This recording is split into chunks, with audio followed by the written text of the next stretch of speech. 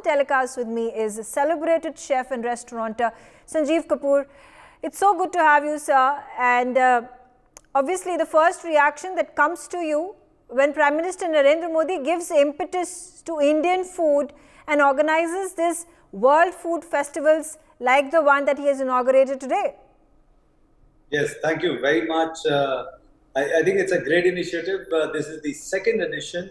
I was closely involved in the inaugural session a few years ago, and it was a massive hit. It was done in Delhi at India Gate that time. I know I spent a lot of time curating that, so I'm familiar and aware of that. I cannot be more happy than seeing something like this, because when food is brought into the center of thinking by none other than the Prime Minister of a country, what else do you want, especially when you spent all your years in food? And this is something going back 2 years when I had privilege of speaking to him one-on-one with our Honorable Prime Minister. At that time, I was again closely involved with tourism of a country, Australia, where the whole tourism communication for a few years was around food, and they built a narrative. Tourism Australia was doing something called Restaurant Australia. The whole narrative was built around food. So tourism just through lens of food. So food is integral, food is important, and I'm a very happy person.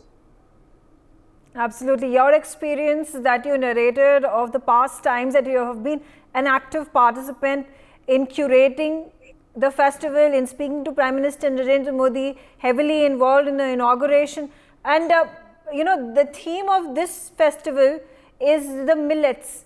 That has been a recurring theme that comes, whether it's talking about the G20 leaders summit that took place and the presidential dinner that the G20 leaders had been invited into, or the number of times the Prime Minister, the Foreign Minister and other of our leaders have travelled across the length and breadth of the globe promoting millets. How important do millets become as part of regular diet, not just for Indians but across the globe, because it is becoming like a trend?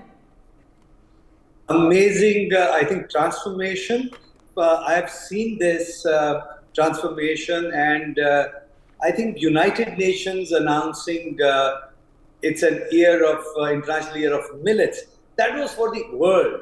But to take a leadership position, it needs an astute leader like our Honorable Prime Minister to do this, lead this right from the front. And it needs hand-holding. I think in all our conversation from top leadership of the world has seen it during G20 and now at World Food India, millets again at the center of the plate. I can tell you that my mother being a gluten intolerant person, in our house, be it dosa, be it roti, we haven't had, I would say our use of millet has been very high. But in the conversation that started to happen since last 1 year we have started to see those conversions. So yesterday we had a big moment when I'm very closely involved with Akshay Patra, and a few of our schools have tested. Akshay Patra, as you know, delivers, feeds about over 2 million kids, school-going kids every day as part of government's midday meal program. And millets have been integrated there. So it is not that that we would say that it's only limited. It's only limited to these big days, big G20 or anything. I think we are seeing that change in the pattern, and I'm so happy because few years ago when I googled millets to find Hindi for it, Google gave the translation as chara, जो गाय भैंसों को खिलाने के लिए होता है. From there to millets and center of plate, I think world has started to take note, and it's anything. If you have a resolve like this, you can have a behavioral change, and this is a clear. It's not just green shoots. I can say it's much more than that. Absolutely, quite the transformation as you narrate the story of millets.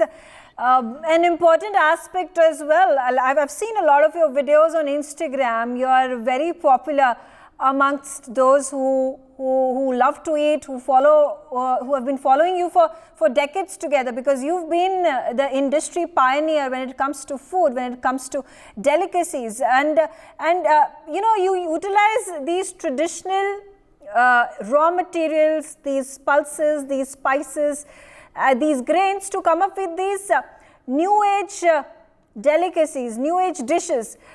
Is there a parallel that can be drawn where international chefs, foreign chefs are also then replicating what is happening in the Indian food industry, the transformation?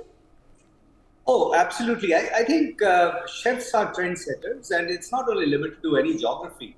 Chefs, by definition, they love to create, and everybody is trying to be more aware of the sustainability. It's not just a word that is trending, it's our life. So chefs are very, very responsible. I travel all across the world, and I can tell you that the ownership that chefs globally are taking, it's pathbreaking. In India, any chef that you would speak to, be it from any hotel chain, all top chefs, and not just top chefs. I think it's something which even a roadside vendor is today. I saw something, a ragi dosa in Mumbai street. Now that's something. It's not just something for only for Instagram. See, we launched Millet Khazana. We made a promise to ourselves that we would do a millet recipe every day for 1 year, right? And we launched that program. But it's not only that. I'm seeing that change. And at global level, in Europe, I can share this with you.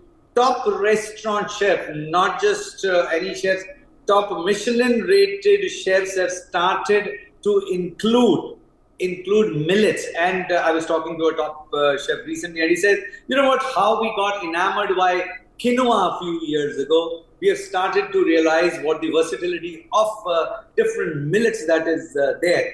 So I think it's a very responsible thinking, and it cannot be done by just one geography. Ownership has to come in globally, and the collective thinking of chefs, I think, will play a very large role. And I know there are world associations of chefs are there, and we have our own chef Manjeet Singh Gill, who has been leading that from the front. And I'm sure in their interactions at global level also, millet is not only a thing that is only discussed, but how the consumption will increase manifold. Those are the conversations that are happening today. Okay, let's also talk about street food and how the globe has been fed on burgers and pizzas and you know, for French fries. We talk about tacos and things like that. And this has been a global phenomenon, whether you go to India or Mexico or US or Canada or Australia. Now, is there a turning point or coming of age for Indian fast food, where we talk about the golgappas or the pani puris, we talk about samosas, we talk about pav bhaji and chole bhature? You know, perhaps is there a possibility, and is it already happening, or is it in the works, that you have the Haldirams having opened their fast food joints across the globe at the petrol stations or at the airports or at the railway stations? Can we envisage such a dramatic transformation for the world in terms of its consumption of fast food, Indian fast food? So, fantastic question, I must say. See, the QSR industry, the way we see it today, they are essentially built around normally one product. So, there would be a chain built around burgers, built around maybe a pizza, built around a sandwich. So largely that's what happens. Maybe built around the coffee, single product. So our strength, and in sometimes it comes in our way of growth also, is that our diversity and versatility is such that we get enamored and we want everything. It's not just that one dish that we focus and we bring that to focus and start building that. Having said that, times are changing. People are understanding how to have large chains build around one product, and I'm seeing those already within India. There are products or restaurant brands build around or fast foods build around one product. Samosa, I know, is one. Around dosa, it is being built. Around roti, it is being built. So those things are starting. It is something which I would say that because in India, our street food is everything that we eat is what we like is freshness of it. It is cooked there and then. Most of the QSRs that you are talking about, the largeness is built around the supply chain, where it is supplied, most of it frozen and in some sense fried or put together. So I think the way Indian street food is, the goodness lies in its freshness, but to institutionalize that, to bring that into a global platform, we will have to look at how to create a supply chain which can look at all those things. Those are being worked on as we speak, and I'm aware of it. I'm sure that we'll start to hear them sooner than later. There is global interest in India. So you cannot do without Indianness in every form, be it exercise, be it music, be it food, be it films, everything India, world is taking a note of. Absolutely. Thank you, Sanjeev Kapoor, for joining us and sharing your views.